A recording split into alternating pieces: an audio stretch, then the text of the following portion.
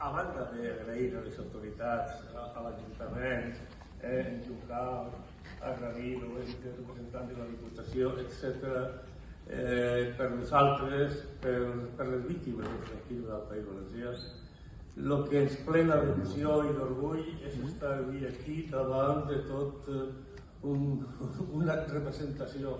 nombrosa de la joventut dels instituts de la nostra terra, del nostre país, perquè jo crec que no tan sols sou el futur, sou el present, i efectivament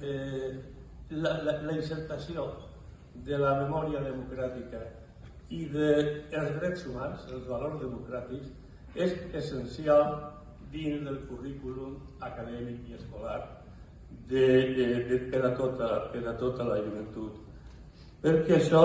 dona instruments per avançar en una societat més democràtica, més justa i més participativa.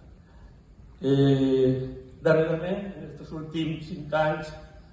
s'ha avançat prou, hem avançat molt, tant des de la Diputació de València, i representada per Ramiro Rivera, com des de la Conselleria de Qualitat, en el Departament de Qualitat Democràtica. S'ha fet una tasca impressionant, i totes les organitzacions, memorialistes al capdavant,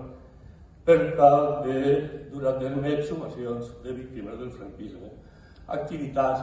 educatives, escolars, edicions, publicacions de llibres, actes, etc. I bé, com tenim molt poc de temps, ja parlarem després igual més, amb la Torre Rodona, torno a dir, estem molt orgullosos d'estar així amb vosaltres. Bon dia, salut i endavant.